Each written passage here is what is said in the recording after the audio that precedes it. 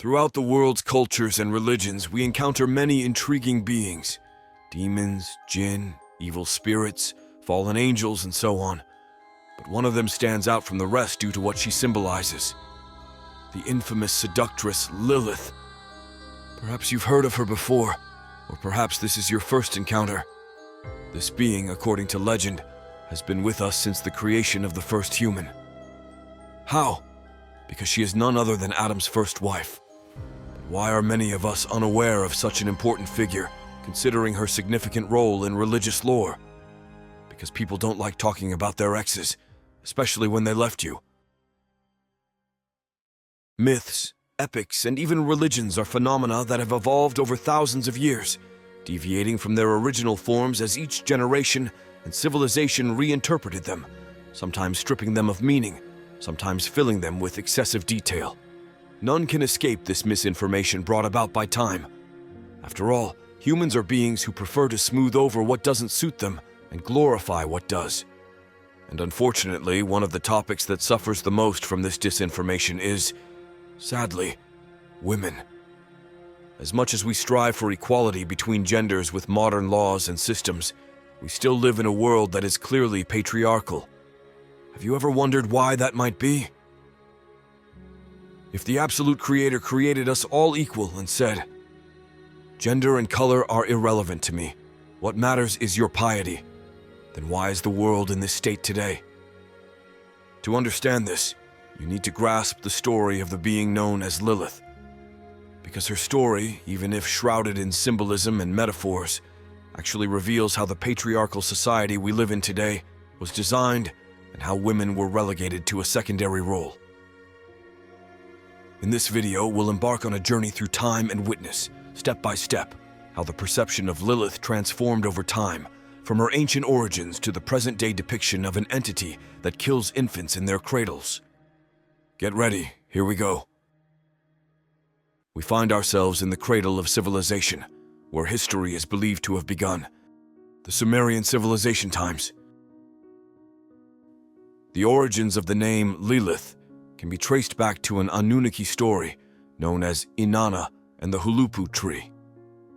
According to this tale, Enki, the Sumerian god of wisdom and creation, planted a tree on the banks of the Euphrates River. But due to a storm, the tree couldn't fully develop and was uprooted, falling into the river. After drifting for a while, this tree was found by the Anunnaki goddess of beauty and love, Inanna, who pulled it from the river and planted it in her own garden in the city of Uruk. After caring for the tree for 10 years, Inanna finally managed to grow it into a mighty tree and made plans to craft a throne and bed for herself from its magnificent trunk. However, things took a turn for the worse. A disobedient serpent, an Anzu bird, and Lilith, a servant of darkness, had chosen to make their home in the trunk of the tree. Inanna was in tears because no matter what she did, she couldn't get these 3 invaders to leave the tree. Fortunately, a hero was destined to save the day, the legendary Gilgamesh. Gilgamesh killed the serpent with his mighty axe, causing the Anzu bird to flee in fear. Then, after destroying Lilith's dwelling, Gilgamesh forced her to escape into the wilderness. This is essentially the first recorded historical account of Lilith. Doesn't sound much like the story of a woman who kills babies in their cribs or abandons Adam in paradise, does it? In fact, let's delve a bit deeper. The story mentions that Lilith made her home in the trunk of the tree and later flew away into the wilderness. We can understand why when we research the etymology of the word Lilith. Lilith has the meanings of night monster, night creature, and owl. Now don't think of the word monster in a modern cinematic sense. In its original meaning, monster simply referred to a wild beast. It was later, through popular culture, that the word came to represent absurd alien creatures as we see today. Remember that owls are silent and feared nocturnal hunters. Therefore, the being referred to as Lilith in this Sumerian story has a connotation that has been repeated throughout the ages. Even today, the scientific name for an owl is Athene, deriving directly from the goddess Athena, whose symbol is also an owl. Similar to this story, in various subsequent Akkadian and Babylonian myths, we continue to see Lilith portrayed as a silent and dangerous creature that roams the wild at night. So, how did this image of a mere owl evolve into something so different? Unfortunately, our knowledge of what transpired during the long period following Lilith's association with an owl is limited. While we continue to gain more insights into this era through newly discovered tablets, information on Lilith remains relatively scarce. Therefore, we fast forward our journey through history to the dawn of the three great Abrahamic religions. Lilith, previously depicted as a frightening nocturnal predator in the form of an owl, resurfaces in a rather peculiar manner as the first wife of Adam, the first human being. The story I am about to share with you is drawn from sources like the Torah, Zohar, and the alphabet of Sirach, collectively referred to as Israeliyat. All of them narrate basically the same story, with minor variations in detail. I'll present a generalized version incorporating elements from all. The book of Genesis, chapter 1, in the Torah describes how, after God created the world and everything in it, he created Adam and his wife, formed in God's own image, meaning both were created at the same time. Keep this in mind as we'll revisit it shortly. However, Genesis chapter 2 presents a different account. First Adam is created, and then woman is created from his rib. Scholars continue to debate which of these accounts presents the accurate narrative.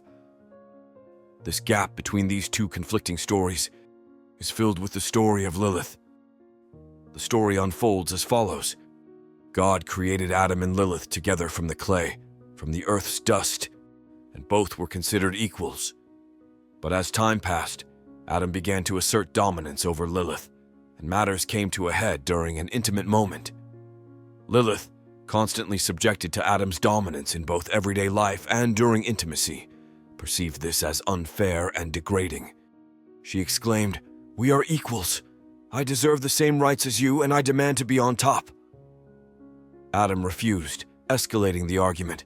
Some accounts even claim that Adam resorted to violence. With this, Lilith, pushed to her limit, uttered God's hidden name 3 times and fled paradise. As time went on, Adam became overwhelmed by loneliness and pleaded with God to help him. Now, I know some of you might comment, "You're being too harsh on the Torah, the Bible, the Israeliyat sources. This is wrong." Let me be clear. Everything I am narrating is a direct recount of what's written in those very sources. I'm not adding any personal interpretation, and it's about to get even more absurd, so keep listening. Adam, explaining his plight to God, pleaded for help. Thereupon, God dispatched 3 angels, Sinoi, Sansanoi, and Samangaloth, to find Lilith and bring her back to Adam. God instructed them that if Lilith refused, she was to be punished. Let me pause here for a quick side note. Pay attention to the portrayal of God in this narrative. He seems oblivious to the events in paradise, unaware of Lilith's whereabouts, sending 3 angels as his agents to retrieve her, and ordering punishment if she doesn't comply. So do you genuinely believe this entity to be the all-knowing absolute creator? Moving on. The 3 angels located Lilith by the Red Sea, in a region inhabited by demons, and the scene that greeted them was quite disturbing. Lilith had been engaging in relentless sexual acts with Samael, the fallen archangel known today as Satan, and his demons, even bearing children with them. Our 3 angels conveyed God's command to Lilith, informing her that she was ordered to return to Adam and be righteous and chaste. They warned, "If you refuse, we will drown you in this very water." The courageous Lilith retorted, "I can no longer be righteous and chaste towards Adam, nor do I wish to return to him. Convey this to God." Enraged by her defiance, God punished Lilith by making Samael impotent, preventing her from further procreation with him, and declared that every child Lilith bore would perish. And with this, Lilith was branded a cursed rebel. The story continues. Adam, having experienced history's first divorce, remained unhappy due to his loneliness and beseeched God to create a more submissive companion for him. So God put Adam into a deep sleep, took one of his ribs, and from its essence created woman. Upon waking, Adam was captivated by the woman's beauty and named her Eve, meaning mother of all living. And so, the two lived happily ever after in the Garden of Eden. Meanwhile, however, Lilith's children continued to be slaughtered by angels.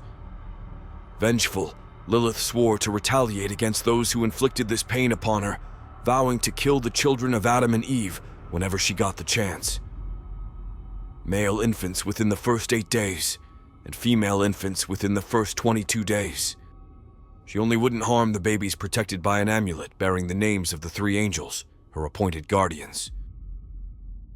Relying on this story, we can see that the Israeliyat, including the Bible, convey the following message. Man and woman are not equal. Women who disobey men will turn out like Lilith and stray from the righteous path. Do not be an individual like Lilith. Be obedient and maternal like Eve. Know your place. So, we've seen how our once harmless owl Lilith transformed into an example of an evil woman over thousands of years. Now, some of you might wonder, why aren't you quoting from the Quran? And you would be right to ask. But the answer is simple. These topics are not addressed in the Quran. According to verses from Surah Al-Araf and An-Nisa, God created man and woman from a single soul. And beyond this, the Quran mentions neither Eve nor Lilith by name. Man and woman are referred to as Adam and his spouse. So there is no evidence within the Quran to add to our story. But doesn't the Quran contain verses promoting inequality between men and women? Yes, it does, and quite contradictory verses at that. For instance, let's take a small example. While the Quran states that everyone was created from a single soul and that all are equal regardless of color, race, or gender, with piety being the sole factor for superiority, it also contains conflicting verses like those found in Surah Al-Baqarah, verse 228, where the testimony of one man is considered equal to that of 2 women, or Surah An-Nisa, verse 34, which states that God made men protectors over women and grants them authority over women due to their financial responsibility. I will delve deeper into these topics in my Quran video. So, is Lilith just a story, or is there symbolism behind it? Yes, there is. We see this symbolism more clearly in the Zohar and Kabbalah. According to these spiritual systems, the primary creator manifested the universe, governed by duality, by generating feminine and masculine energies from within itself. Those created continue the chain of creation by using these 2 energies within themselves to create more beings. Those who wish to ascend spiritually can elevate themselves by embracing either their feminine or masculine energy and gaining mastery over it. In this system, Eve represents the qualities of motherhood and creativity within a woman, while Lilith embodies self-respect and individual strength. A woman becomes whole when these 2 powers are balanced within her, and an overemphasis on either Eve or Lilith's energy can create problems due to inner imbalance. In today's society, Lilith is often viewed as the first feminist, becoming an idol embraced by women's rights advocates, with her name ranking among the top 300 most popular baby girl names in the US. As someone who has witnessed the persistence of patriarchal society for millennia, I find the recent progress in women's rights heartening. However, it is essential to strive for a balanced form of equality. Otherwise, women masculinizing themselves to achieve these rights simply means repeating the same mistakes we've made, ultimately disrupting the energy balance. This is the essence of the Lilith story. But now let's be frank. For millennia, those who distort religious texts to suit their agendas and elevate their own interpretations to the level of God's commands have utilized such tales to solidify their grip on power. They've used them to oppress women, often resorting to societal pressure or exploiting religion and scripture. And for women who resisted such tactics, violence was their go-to solution, crushing their spirits and erasing their identities. This has been the case throughout history, evident in various cultures. Whether it's a religious government or a secular one, the pattern remains. Sadly, societies with low levels of education, whether Arab or any other, often fail to see beyond this archaic mindset. Men who are genuinely educated and intelligent respect women and consider them equals. But remember, don't misinterpret equality for literal sameness. No living being on this earth is truly equal to another. It's not just about gender, but even within our own genders, we aren't equal. Some are faster, some are more intelligent, some are more courageous or strong. There are endless variables. But what truly matters is justice. Justice, in its purest form, should apply equally to all living beings, to all genders. This simple illustration should suffice in explaining the distinction between equality and justice.